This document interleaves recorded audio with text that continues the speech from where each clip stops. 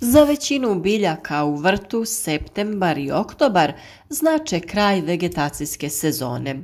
Beru se plodovi i uklanjaju ostaci biljaka. Ali to nije slučaj kod bijelog luka. Ovo je upravo doba kada počinje njegov uzgoj.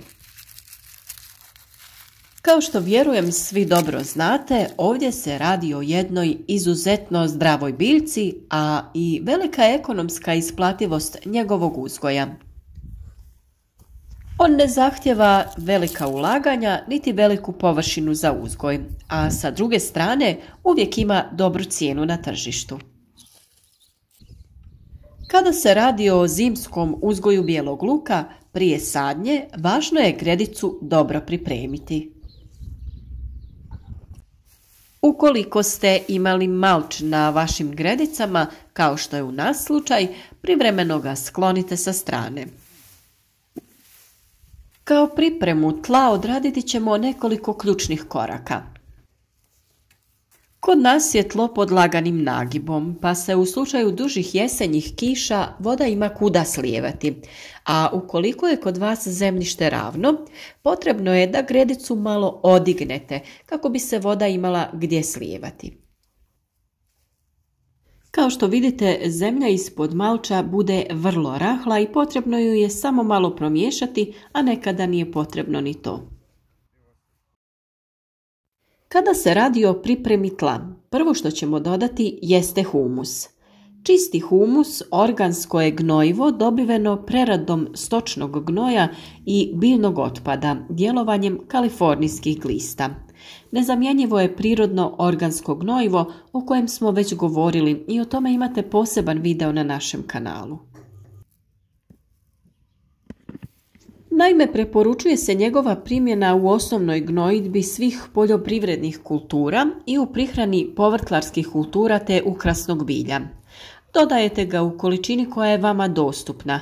Može se dodati sloj od 5 cm debljine, a zemlju nakon toga potrebno je lagano promiješati. Redovno vam preporučujemo da odradite analizu zemljišta, što je svakako bitno jer biljke iz tla crpe hranjiva svojstva i neophodno ih je nadomjestiti. Sljedeće što dodajemo jeste malo drvenog pepela i to zato što želimo poboljšati reakciju, odnosno pH vrijednost tla na ovoj gredici. Pepeo drveta je potencijalno vrlo koristan industrijski, šumski ili kućni ostatak, a sa aspekta poljoprivrede može se svrstati u gnojiva. Sadrži dva glavna hranjiva elementa, fosfor i kalij, druge makroelemente poput kalcija i magnezija, te neke mikroelemente poput bakra i cinka. Zbog niza razloga nije dobro koristiti samo pepeo kao izvor navedenih biljnih hranjiva, jer pepeo značajno utječe i na hemijska svojstva tla. Pepeo se osim u gnojiva može svrstati i u poboljšivače ili kondicionere tla. Kao gnojivo ili poboljšivač tla, pepeo se smije koristiti isključivo na kiselim tlima. Alkalne reakcije i njegovom primjenom dolazi do porasta pH vrijednosti tla. Naime, on neutralizira dio kiselosti. U slučajevima kada se pH vrijednost alkalnog tla primjenom pepela poveća na 6 do 7, tlo postaje pogodno za uzgoj većine povrtlarskih kultura. Sa druge strane, upotreba pepela na slabokiselim i neutralnim tlima koji imaju viši pH rezultirala bi pogoršavanjem svojstava tla. Tada bi se biljkama smanjila pristupačnost hranjiva, prije svega fosfora, a potom i mikroelemenata, što pospješuje gubitak rezervi humusa u tlu. Za neutralizaciju kiselosti tla pepeo se koristi u manjoj mjeri, jer se uglavnom koriste vapnenac, dolomit i karbokalk. Pepeo u odnosu na vapnenac djeluje brže i neutralizira otprilike upola manje kiselosti tla nego vapnenac. Da bi se poboljšala pH vrijednost zemljišta, odnosno da bi se pH vrijednost dovela u nivo vrijednosti koja je najpovoljnija za gajenje određene kulture, pristupa se kalcifikaciji. To je agrotehnički zahvat kojim se u zemljište unosi materijal koji sadrži kalcij, kalcij karbonat ili kalcij i magnezij, a što dovodi do smanjenja kiselosti zemljišta.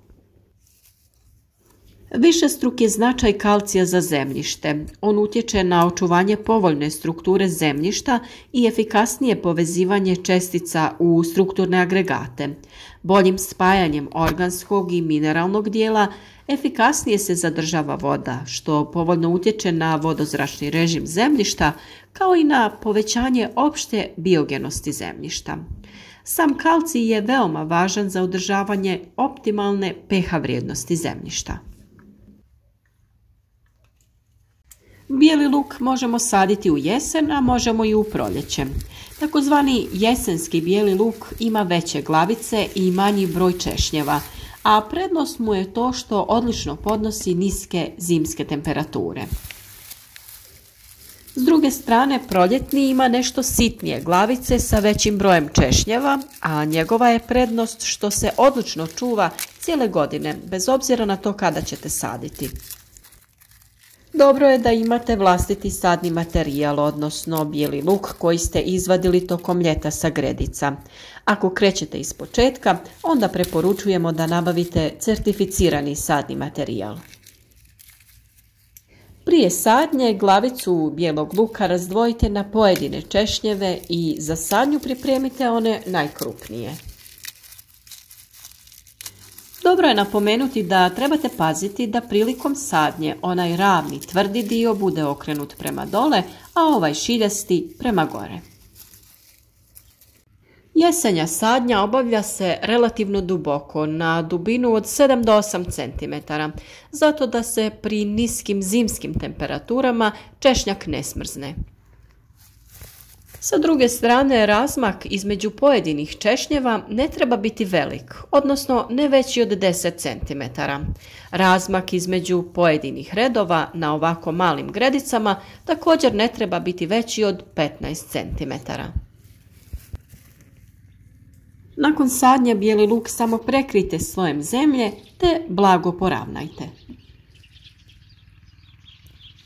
Nakon sadnje bijeli luk u principu nije potrebno zalijevati jer u jesen bude dosta puno kiše.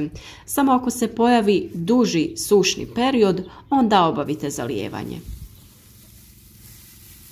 Nakon sadnje potrebno je na gredicu vratiti malč. Malč je inače jako dobar za bijeli luk jer ga zimi štiti od hladnoće, a u proljeće će spriječiti razvoj korova. I bez brige, bijeli luk lako i jednostavno niče i probija se kroz sloj malča. O svemu što smo danas spominjali detaljno ćemo govoriti u narednom periodu. O malčiranju i kalcifikaciji tla postoje pojedinačni videi, a o pepelu smo govorili i još ćemo govoriti. Tako da svakako trebate ostati uz nas i zapratiti naš kanal za još informacija o uzgoju voća i povrća.